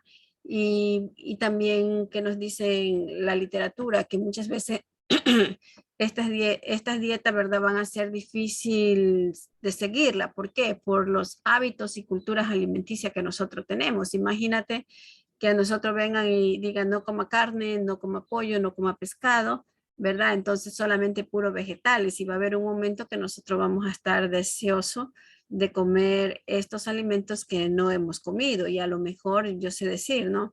Que cuando pasa eso y pecamos, después que hemos llevado la dieta tanto tiempo y luego venimos y comemos un producto de origen animal, a lo mejor ya probando nuevamente el producto de origen animal, pues posiblemente nos quedemos con aquella alimentación añadiendo un producto animal, ¿no? Y que no es que sea fácil, ¿no? Pero a lo mejor si nuestro paciente tiene fuerza de voluntad, pues lógicamente lo pueda lograr. Y cabe señalar que cuando se trabaja con pacientes y con estas dietas que aparentemente no salen fuera de nuestros hábitos alimenticios, no solamente el paciente tiene que hacerla, sino que tienen que hacerla toda la familia. Sí, porque imagínate que vivamos 5 en una casa y nuestro paciente diabético u obeso él quiere reducir de peso, venimos y damos solamente vegetales. Y nosotros nos sentamos ahí al lado con un pedazo de carne, con un pedazo de pollo, con un pedazo de pescado. Entonces, que no estamos colaborando, ¿no? Entonces, nuestros pacientes se van a poner mal, irritables, y ahí es cuando el plan de alimentación no funciona. Entonces, es muy fácil decir el plan de alimentación no funciona, pero tenemos que ver por qué no funciona el plan de alimentación. Son estas cosas sociales, culturales, que es lo que no lo hace funcionar, ¿sí? Muchas gracias, Yandre. Carla. Bueno, buenos días. Siguiendo con la exposición, vamos a hablar sobre los alimentos Carla, funcionales. por favor, te pido que trates de ser breve, ¿sí? Ok. Ya, ¿qué son los alimentos funcionales? Los alimentos funcionales van a ser aquellos que van a contener componentes biológicamente activos y que van a ejercer un efecto beneficioso y nutricional básico y que van a aportar varias funciones al organismo. Es decir, que estos alimentos van a producir una mejoría en la salud y van a producir una disminución en el riesgo de sufrir enfermedades. Un alimento funcional puede ser tanto un macronutriente o como también un micronutriente esencial, como puede ser el caso de la fibra y algunos microorganismos viables.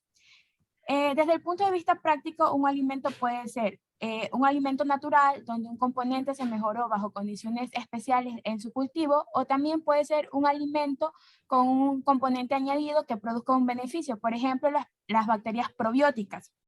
Otro alimento funcional puede ser un alimento cuyo componente haya sido eliminado y produzca menos efectos adversos, como por ejemplo en un alimento se le disminuye lo que son los ácidos grasos saturados. Otro tipo de alimento funcional puede ser un alimento en el que la naturaleza de uno o más de sus componentes se haya modificado químicamente para mejorar la salud, como por ejemplo los hidrolizados proteicos que se añaden a los preparados de las leches de los lactantes. Esto se da para reducir lo que son los riesgos de alergicidad que pueden producir estos. Sin embargo, dice que para que el efecto de un alimento funcional se observe en una persona, el alimento debe ser consumido de forma habitual dentro de lo que son una dieta equilibrada. Siguiente, por favor. Ya, tipos de alimentos funcionales y posibles efectos beneficiosos. De acuerdo a todo lo que mencioné anteriormente, un alimento funcional puede ser un alimento tradicional, como por ejemplo el pescado, por su alto contenido de omega 3. Sin embargo, también pueden existir lo que son los alimentos modificados, como son las leches infantiles, que van a estar, que sus componentes funcionales van a ser los ácidos grasos, los ácidos oleicos, las vitaminas y las vitaminas A, D, fósforo y zinc. Y los posibles efectos que pueden producir este tipo de alimentos funcionales es que pueden reducir lo que es el riesgo de enfermedades cardiovasculares, mejorar el desarrollo del tejido nervioso y reducir procesos inflamatorios en las personas. Además, existen otros alimentos funcionales no modificados, como son el aceite de oliva, la soja, el yogur, los frutos secos, los cereales integrales, el pescado que lo mencioné y algunas frutas y verduras. Ya, ¿por qué y cómo surgen los alimentos tradicionales? El concepto de alimento funcional es un término relativamente nuevo para lo que es la cultura occidental, como es el caso de nosotros. Sin embargo, desde el año 1000 antes de Cristo, en lo que era la medicina china, se reconocía el papel de los alimentos en la prevención y el tratamiento de muchas dolencias o enfermedades. De acuerdo al Centro Internacional de Información sobre Alimentos, el desarrollo de la investigación de los componentes no considerados nutrientes y su relación con la salud se inició desde antes de la década de 1940. Sin embargo, el término alimento funcional fue propuesto por primera vez en Japón en la década del 80 con lo que es la publicación de la regulación para los alimentos del uso específico de salud, en la cual se refería a que aquellos alimentos procesados que van a contener ingredientes que van a desempeñar lo que es una función específica en lo que son las funciones fisiológicas en el organismo humano, más allá del contenido nutricional que vayan a tener estos alimentos. Sin embargo, eso fue en lo que es en Japón. Sin embargo, en lo que es la cultura occidental, comenzó a conocerse a los alimentos funcionales en Estados Unidos una década después, es decir, en la década de los 90, con la peculiaridad que para ser considerado un alimento funcional, estos alimentos debían estar modificados de alguna manera. Por ejemplo, en lo que era la harina de trigo, debían ser fortificados con minerales y vitaminas para así producir un mejor efecto en la salud de las personas. Y en Europa también se conoció el término de alimento funcional también en la década del 90 como consecuencia de un nuevo estilo de vida que iba asociado a un cambio en la vida laboral, a un incremento del valor del poder adquisitivo de las personas y de la innovación en la industria alimentaria de esa época.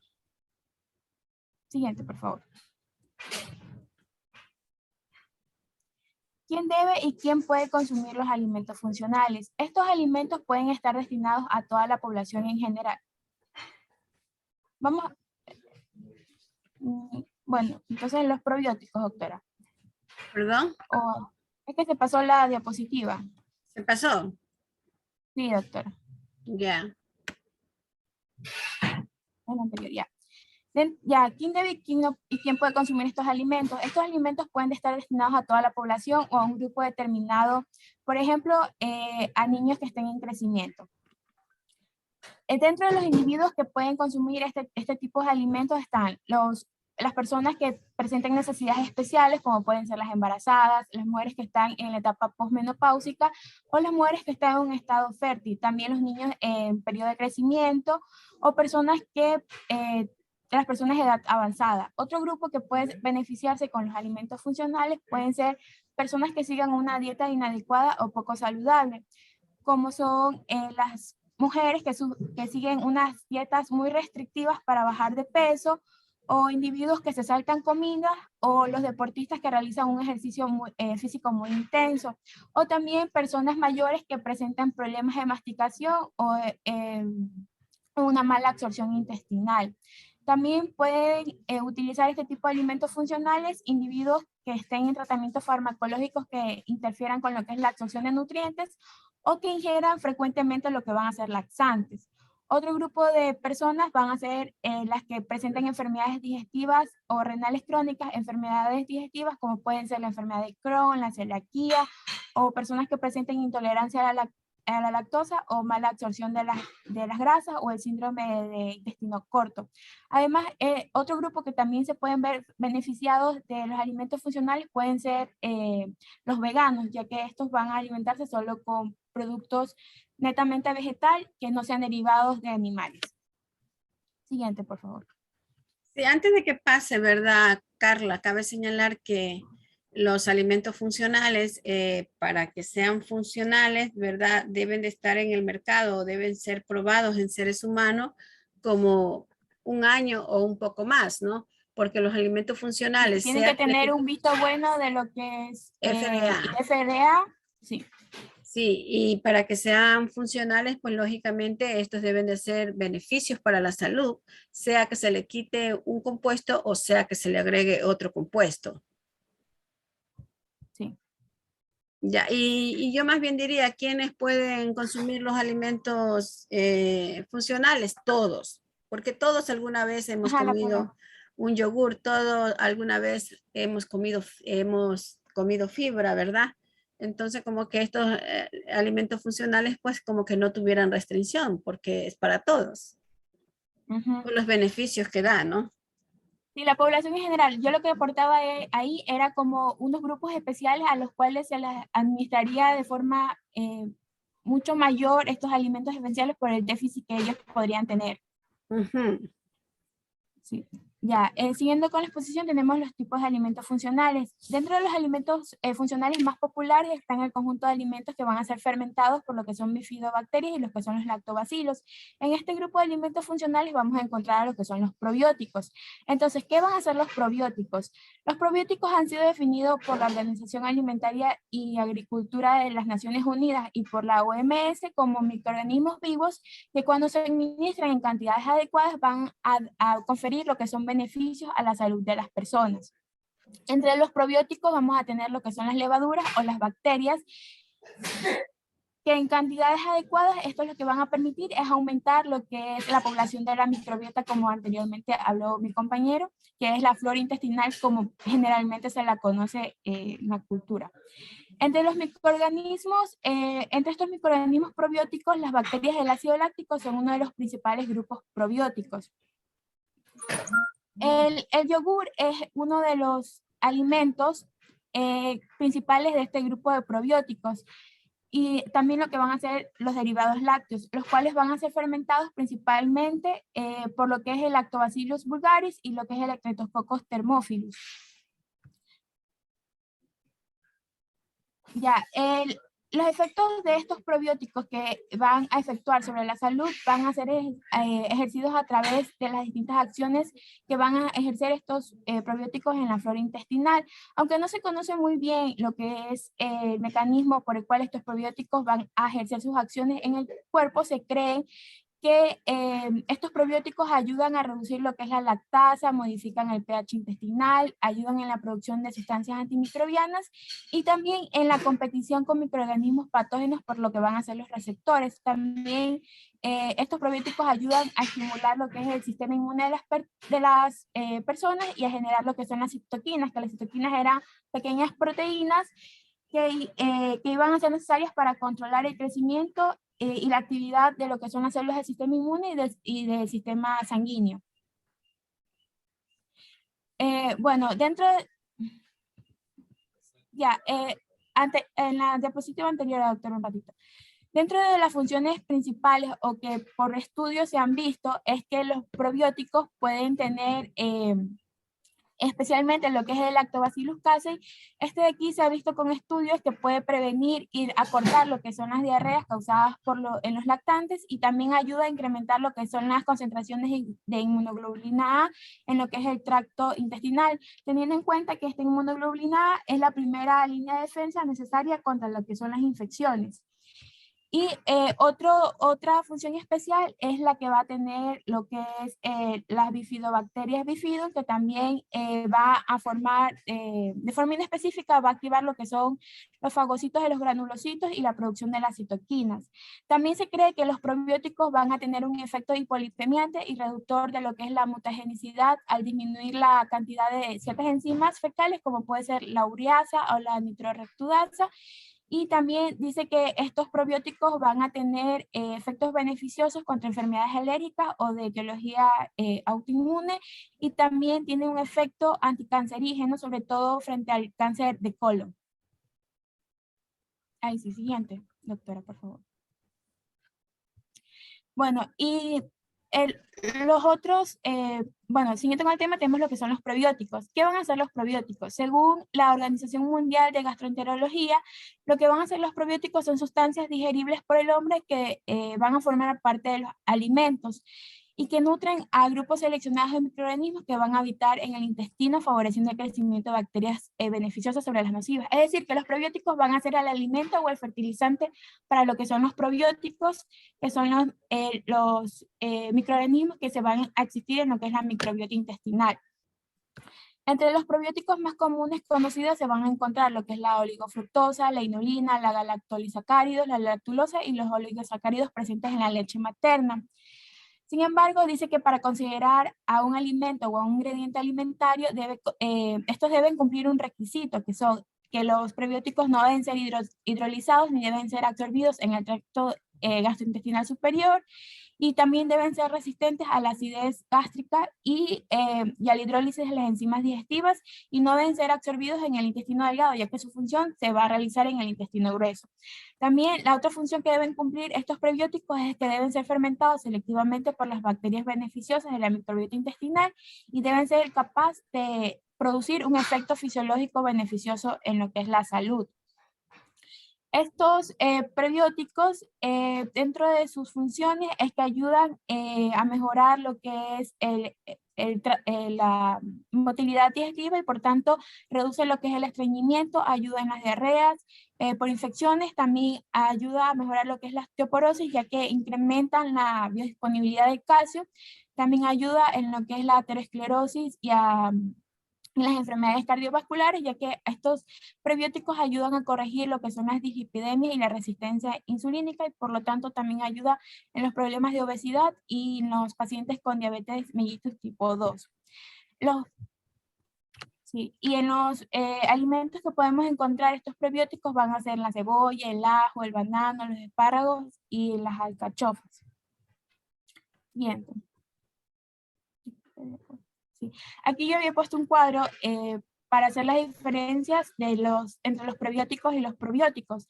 ¿Qué van a ser los probióticos? Como dije anteriormente, estos van a ser los alimentos que contienen a las bacterias vivas, mientras que los probióticos iban a ser las fibras vegetales que van a servir de alimento para estos probióticos. Los probióticos, estos estimulan la acción de las bacterias beneficiosas, y en cambio los prebióticos van a estimular lo que es el crecimiento de la microbiota o flora intestinal en los organismos. Aquí les di unos ejemplos de los alimentos en los cuales podemos encontrar los probióticos. Los probióticos como principal alimento encontramos en el yogur, en el kefir, que es un postre obtenido de la fermentación de la leche, lo que es el chocolate negro, los que son los encurtidos, el chucrut o el vinagre de manzana. Como mencioné anteriormente, los probióticos los podemos encontrar por lo general en el ajo, las alcachofas, los espárragos. Y los efectos beneficiosos, como mencioné aquí, ayudan a mejorar lo que es el estreñimiento, estimulan el sistema inmunitario y reducen sobre todo el riesgo de cáncer de colon. Gracias. Gracias, Carla. Continuamos con Lilian, ¿verdad? Ya nosotros, me gustó muy bien lo que usted acaba de decir, Carla, ¿no? Que los prebióticos, pues, no es otra cosa que son los alimentos que sirven para estas bacterias que nosotros tenemos, que se llaman probióticos, ¿no? Y que muchas veces nosotros podríamos confundir que es lo mismo, ¿no? Acá son las bacterias vivas y acá son en este caso, ¿verdad? Son las fibras vegetales, ¿verdad? Que actúan como fertilizante para que estos probióticos, estas bacterias vivas, ¿verdad? Sigan en nuestro organismo. Sigamos, por favor. Bueno, buenos días, compañeros, compañeras, buenos días, doctora. Continuando con los fitoquímicos, siguiente, por favor. Bueno, hablando de sus generalidades, vamos a tener que los fitoquímicos son elementos que se encuentran en su gran mayoría, casi un 98-99%, en lo que van a ser los alimentos de origen vegetal. Es desde aquí se dice que no son propiamente ni nutrientes ni macronutrientes, y tampoco se los incluye en el grupo de vitaminas ni minerales, pero sí tienen funciones esenciales o importantes dentro de lo que es la salud y dentro de los componentes de los alimentos que nosotros consumimos a diario. Estos alimentos, los fitoquímicos, se denominan alimentos funcionales, ya que después de su componente nutricional, también aportan lo que van a ser propiedades antioxidantes y anticancerígenas al ser humano. Siguiente. Sí, un poco, ¿verdad? Los alimentos fitoquímicos realmente no son considerados alimentos, porque son las sustancias que se encuentran en este caso, ¿verdad? En los vegetales. Entonces, que esos fitoquímicos que se encuentran en la piel de los vegetales o en las cutículas de los vegetales o en los vegetales en sí, ¿verdad? Nosotros tenemos que enseñar a nuestros pacientes a aprovecharlo, es decir, frutas que se puedan comer con cáscara, bienvenido sea, se lavan y se comen, ¿no?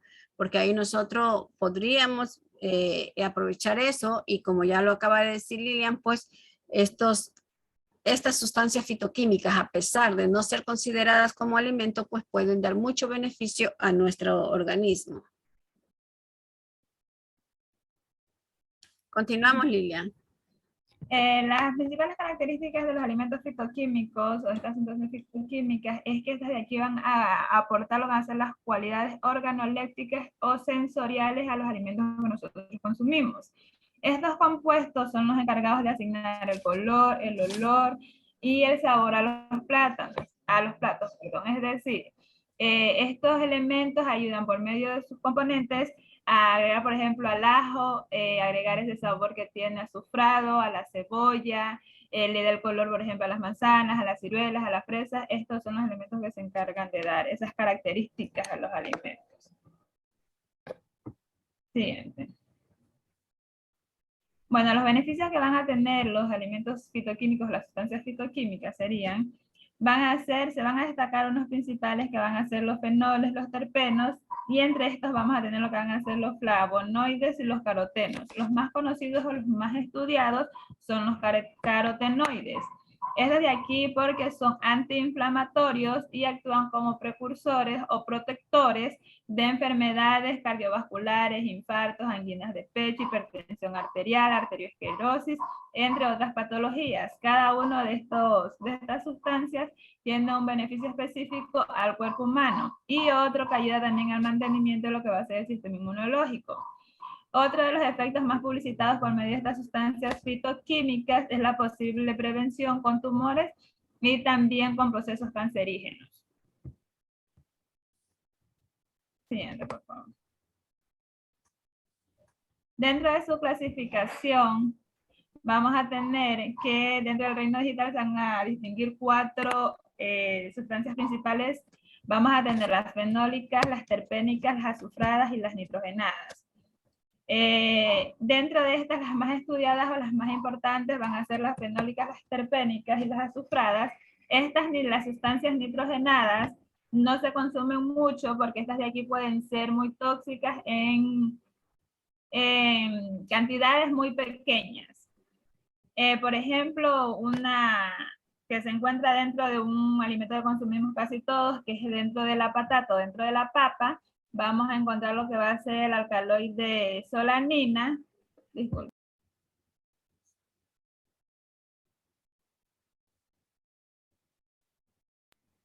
Dentro de lo que van a ser el alcaloide solanina, que está aquí en temperaturas de frío, puede ser un poco tóxico.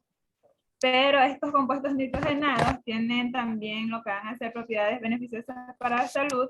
Por ejemplo, vamos a tener los folatos, que estas de aquí son sustancias de actividad vitamínica y pueden contribuir a la reducción de espina bífida y a otros defectos del tubo neural dentro del feto, y también pueden prevenir algunos tipos de anemia y enfermedades cardiovasculares.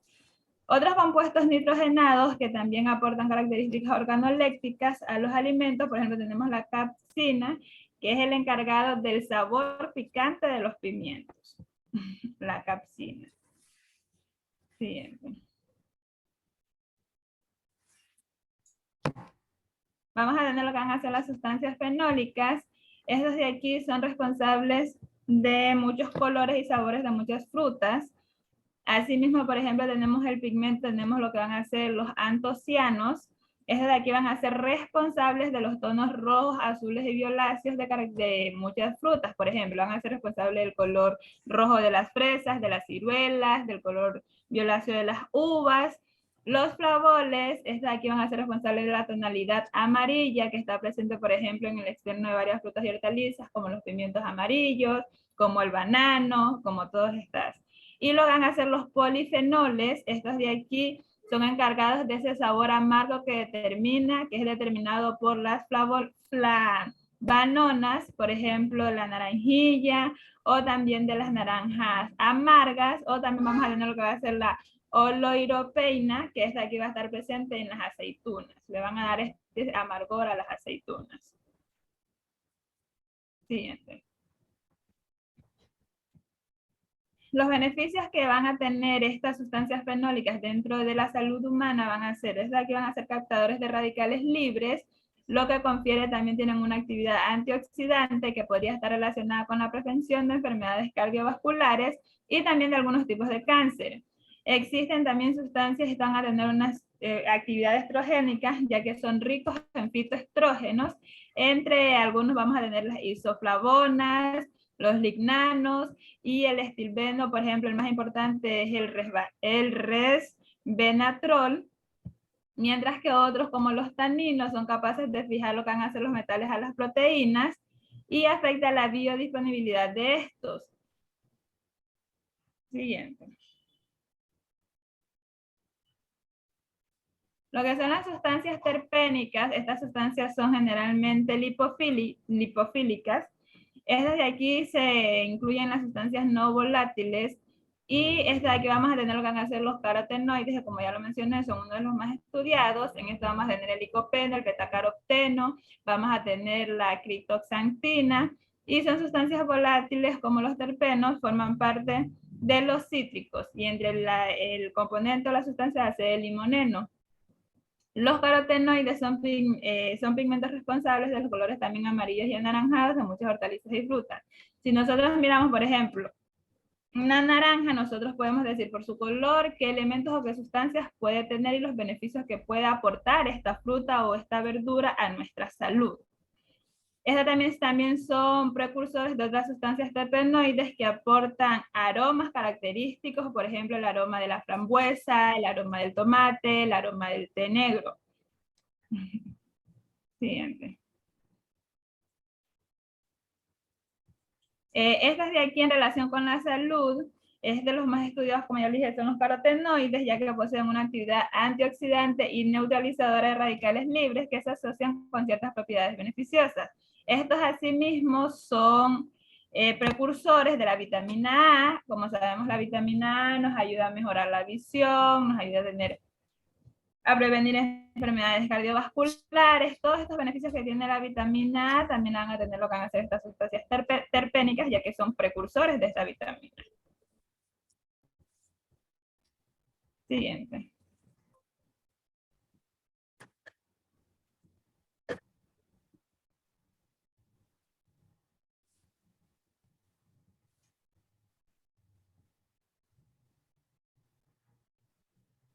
Lo que van a hacer las sustancias azufradas, entre estos fitoquímicos se incluyen dos principales. Vamos a tener lo que van a ser los glucosinolatos de las hortalizas de la familia Brassicaceae. Vamos a tener lo que son brócolis, coles de Bruselas, rábanos. Estos compuestos azufrados de las ayiceas, vamos a tener ajos, cebollas, puerros, y si pueden recordar, de aquí los mencionó mi compañera en lo que eran los prebióticos, que estos de aquí nos ayudan a prevenir y activar lo que van a ser compuestos dentro de nuestra flora bacteriana. Entonces, estos alimentos pertenecen a lo que van a ser las sustancias azufradas. Entre las principales vamos a tener el ajo, ya que está aquí va a ser antiinflamatorio, antitrombótico, hipopolipemiante y anticancerígeno. Estas de aquí también se asocian a lo que van a ser efectos nutritivos y van a tener también una actividad dociogénica. Siguiente. Y aquí, o sea, vamos a observar varias de lo que van a ser estas sustancias y pues las características o beneficios que van a tener. Un ejemplo van a ser los flavoles y antocianos. Estos de aquí van a ser anticancerígenos, antimicrobianos, antitrombóticos, antiinflamatorios y antioxidantes. Y asimismo, cada una de estas sustancias tiene pues sus propios beneficios. Siguiente. Y aquí vamos a tener pues algunas frutas y hortalizas y pues las sustancias fitoquímicas que cada una de estas contiene. Un ejemplo, por ejemplo, la cereza, esta aquí va a tener antocianos, flavoles, catequinas. Otra fruta mucho que se consume como la fresa, también va a tener antocianos, flavoles, catequinas, ácido alergénico, folatos. Dentro de las verduras, el brócoli. La cebolla va a tener flavoles y compuestos azufrados. Como sabemos, los compuestos azufrados son los que le dan ese sabor característico que tiene la cebolla y los flavoles ayudan y aportan a su sabor. Eso sería. Y lo que van a hacer los fitoquímicos dentro de la dieta humana, dentro de un estudio que se hizo y una revisión bibliográfica que se hizo con 200 estudios, se manifestó, se llegó a la conclusión de que el mayor consumo y elevado de frutas y hortalizas puede ayudar a la prevención de determinados tipos de cánceres. Específicamente, se incluían lo que iba a ser el cáncer de estómago, de esófago, de pulmón, de la cavidad oral y faringe, del endometrio, páncreas y colon. También tenía efectos beneficiosos sobre otras patologías como enfermedades cardiovasculares, diabetes, trombosis cerebral, la obesidad, la diverticulosis y lo que van a ser las cataratas. Es por eso que es tan esencial el alto consumo en frutas y verduras y hortalizas para así nosotros tener como activar nuestro sistema inmunológico y tener prevención ante todo este tipo de patologías. Bueno, un poco lo que dice Lilian, ¿no? Y de lo que han venido diciendo los compañeros. O sea, nosotros tenemos todos en los alimentos, pero sea por desconocimiento o sea con conocimiento, y nosotros no queremos hacer conciencia de que si tenemos una alimentación balanceada, pues nosotros podríamos evitar muchos problemas de salud, ¿verdad? En este caso, ¿verdad? Nosotros, bueno, estamos sedentarios ahora, no hacemos actividad física y a lo mejor nos estamos excediendo a comer muchas carnes o muchos alimentos de origen animal y estamos dejando a un lado los de origen vegetal. Continuamos, por favor. Bueno, para concluir lo que es la exposición, nos falta hablar sobre lo que son los transgénicos. A los transgénicos se los define como el resultado de un proceso de ingeniería genética, en el cual el organismo es modificado a través de la incorporación de uno o más genes de distintas especies para poder producir una característica o un resultado deseable. Esto ha permitido, en especial con el desarrollo de la biotecnología, que ha permitido modificar lo que son las estructuras y las características de ciertas especies, tanto de animales como plantas, en pro de la ayuda para lo que es las mejoras de la producción, tanto en agricultura, ganadería y en la producción, sobre todo en lo que son los alimentos. Esta se encargó al principio con el desarrollo de una primera fase en donde la ingeniería genética permitió que se enfocaran en el desarrollo principalmente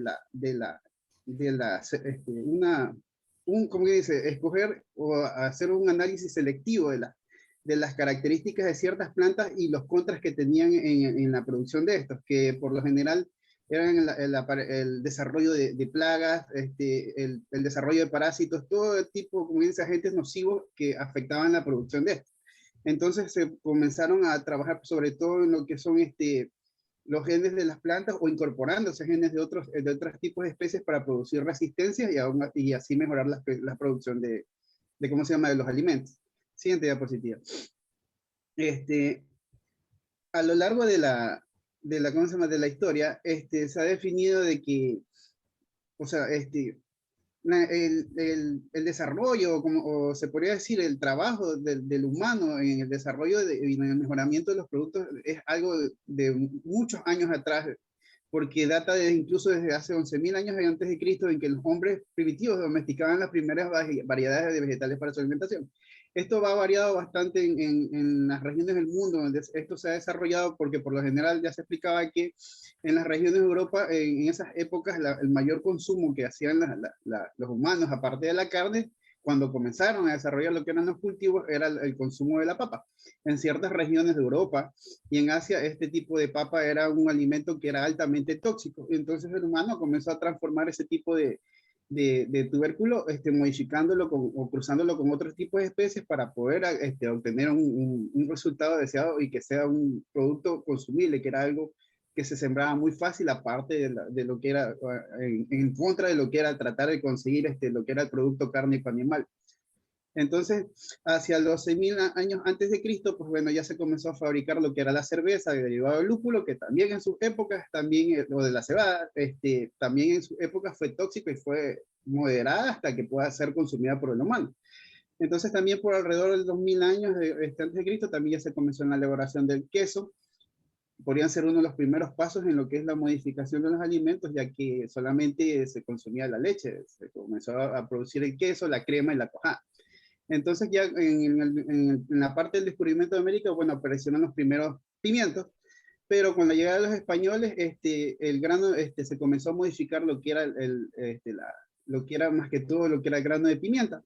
porque se comenzaron a realizar sucesivas selecciones de lo que eran las mejores semillas para poder producirlas y así obtener un mejor producto, ya que en estas épocas la adquisición de especies por el lado de Europa era muy difícil porque eran unos productos que eran sumamente protegidos y cuidados más que todo por las partes del Medio Oriente y el imperio persa, porque eran su medio de negocio en aquellas épocas. Entonces los españoles trajeron ese tipo de especies y especias para poderlas sobreproducir acá en nuestro continente y así, ¿cómo se llama? Poder obtener beneficios y el desarrollo, como que dice, indirecto de lo que es otro tipo de especie vegetal para su consumo.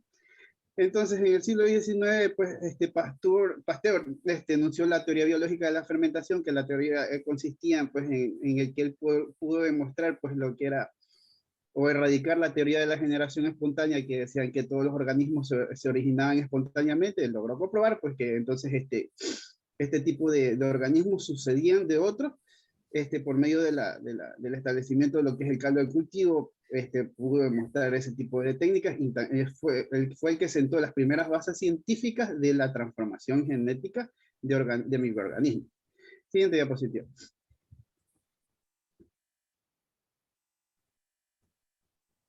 Ya, entonces, hacia la parte en la que ya en las épocas más actuales, pues ya se comenzó a descubrir la que era la composición y la estructura del ADN. Alrededor de 1960 se produjo la primera revolución verde, que consistía en lo que era la mejora de uso de productos, de fertilizantes y plaguicidas químicos, en donde se comenzaron a producir lo que son las enzimas de restricción, que eran como bien dice, productos químicos que ayudaban a la mejora del desarrollo de las plantas. Y en la segunda revolución verde, que fue alrededor de 1970, pues entonces comenzaron a aparecer las compañías de desarrollo biotecnológico y así entonces se comenzaron a producir entonces lo que es la biotecnología de aislamiento de genes para modificación de los que son los alimentos.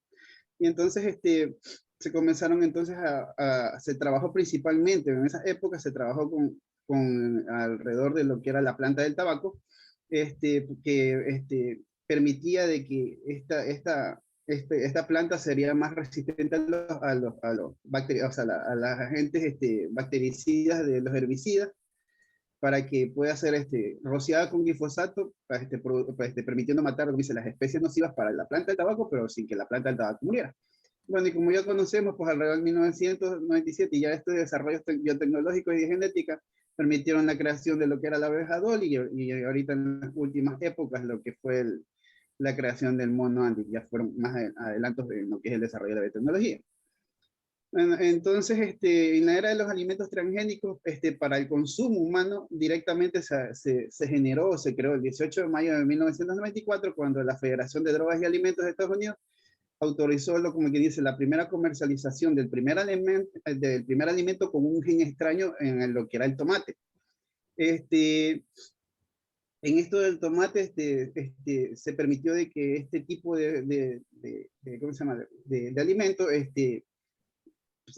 tuvieron una mejor resistencia o una mejor tolerancia al frío, y para que este proceso entonces no produciera una maduración rápida y lo que era la pudrición de lo que era el alimento. Siguiente diapositiva, doctora.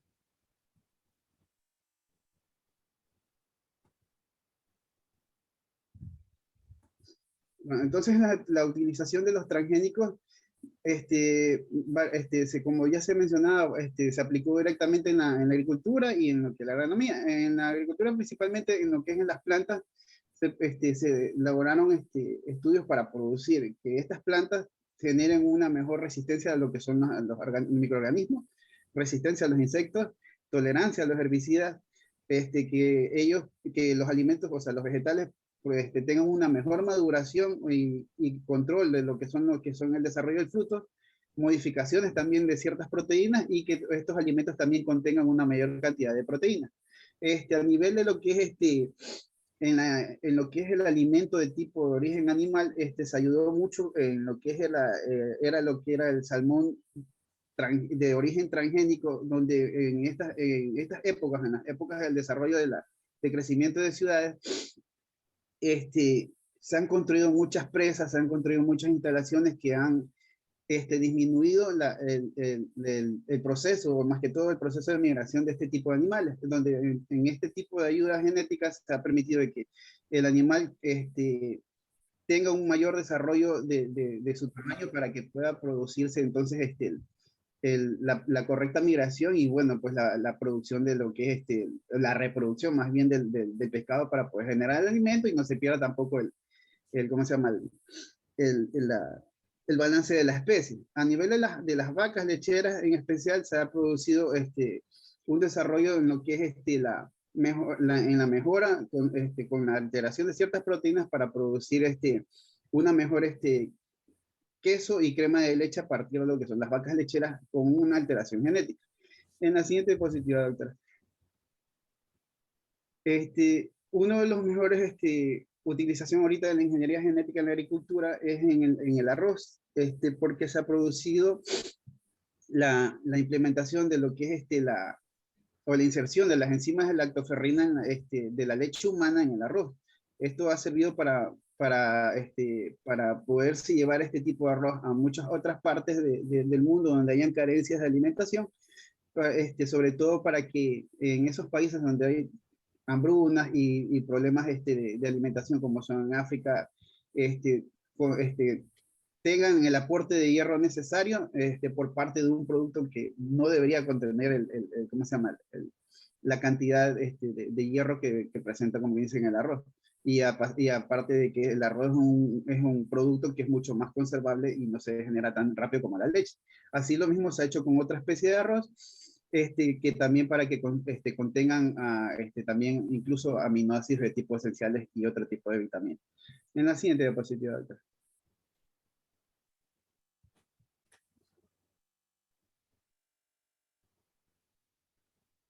Bueno, esta es una representación de los principales países donde se han producido modificaciones genéticas, pero todos hablan en pro del mejoramiento de la calidad y de cómo se llama y el desarrollo de lo que son productos tanto agrícolas como ganaderos. En la siguiente diapositiva, doctora, habla de que los organismos genéticamente modificados tienen beneficios. Los principales beneficios van a ser los beneficios al consumidor porque dicen que responden a las necesidades nutricionales y alimentarias y a las preferencias del mercado. Prevén enfermedades y presentan mejores características sensoriales y mayor disponibilidad de alimentos.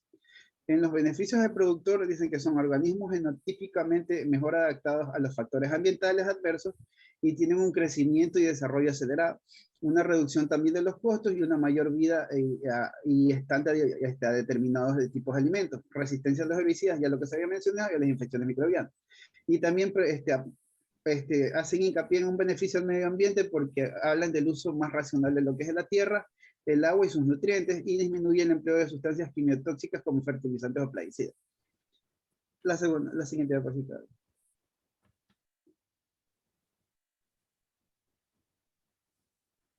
Entonces, ¿en cómo nos afectan lo que son los transgénicos? Son riesgos menores y también son riesgos aún no comprobados. Por lo general, este es un listado de posibles riesgos en los que los alimentos transgénicos van a producir en nuestras personas, en los estudios que se han hecho a corto plazo, pero más bien se enfocan en los estudios a largo plazo porque todavía no hay resultados concluyentes de que este tipo de modificaciones genéticas han aportado de mala manera hacia lo que es la salud de las personas. Pero igual están entre el listado de estos posibles efectos, van a ser de que, bueno, entre el listado que está aquí, que es una expresión inesperada de genes, proteínas con potencial alergénico, es uno de los principales riesgos o mayores, ¿cómo se llama? Temor que tiene la sociedad científica o los organismos encargados de estudiar este tipo de alimentos con alteraciones genéticas. También hacen hincapié en la amenaza de la diversidad biológica y también en la producción de potenciales tóxicos, de intolerancia a los antibióticos y el desarrollo de nuevas enfermedades.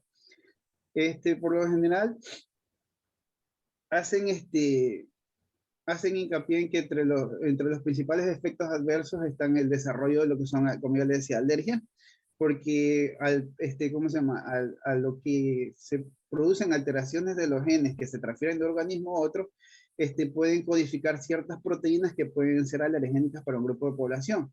Bueno, esto es algo contradictorio, como se decía, porque aún todavía no hay pruebas concluyentes, porque hacen, en estas épocas en la ingeniería en genética en alimentos también trata trabaja en lo que es en tipos de alimentos que contienen sustancias alergénicas para ciertas personas, y en estas épocas incluso se quitan, o se trabajan en la ingeniería para quitar el gen o la sustancia alergena para las personas para que puedan consumir. Entonces hay que hay personas que son alérgicas a la canela, a la pimienta, a distintos tipos de alimentos, y ahorita la ingeniería genética se trabaja en ese tipo de cosas para que la persona las pueda consumir. No se sabe si a la larga eso incluso repercuta o vaya a producir una producción un desarrollo de toxinas que puedan atraer de nuevo otro tipo de alergias hacia las personas. También habla mucho de lo que es la resistencia a los antibióticos, porque al utilizar bacterias u otros microorganismos resistentes a un determinado antibiótico, van a transmitir esa resistencia a las personas y van a provocar una dificultad en el manejo de otro tipo de patologías para las personas.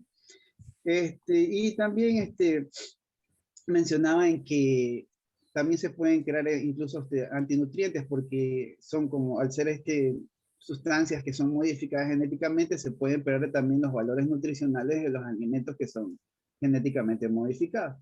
Y también mencionaba un poco de lo que era el aspecto socioeconómico, bueno, porque como ya mencionaban, decían que son un posible beneficio para lo que es el sistema, lo que es la agricultura, pero también un uso exagerado de los cultivos, o como dice, de un monocultivo para poder suplir las necesidades y las demandas de la persona, también a la larga va a producir una destrucción de la calidad de la tierra en la que se siembra, y bueno, van a producir otros tipos de consecuencias, pero a nivel de tipo social y socioeconómico en el sector donde se desarrollan este tipo de productos. Gracias, doctor. No te vayas todavía, Diego, ¿no? Bueno, un poco para agregar algo a lo que expone Diego, ¿verdad? Estaba leyendo un documento de Francisco Zaragoza, catedrático de farmacología en la Universidad de Alcalá. Entonces, ¿qué es lo que dice él, verdad? Que los alimentos modificados genéticamente han sido siempre un objeto de discusión y polémica, siempre. Pero sin embargo, a pesar de toda esta discusión, ¿verdad? Existen los alimentos transgénicos, pero un poco también qué es lo que dice él, ¿no? Un poco con lo que dice Diego, ¿no? O sea, aquí también influye el recurso económico. Es como cuando nosotros tenemos una industria, por decirlo, tenemos una clínica, y a nosotros no nos importa los colaboradores de la clínica. Lo que más nos importa es que entre el dinero, y cuando no entra el dinero, preguntamos, bueno, ¿y por qué ha bajado el ingreso económico a la clínica? ¿Verdad? Y a veces no se entienden razones, sino que nosotros lo único es el signo dólar en los ojos y estuvo, ¿no? Y también puede ser que esto también sea, ¿verdad?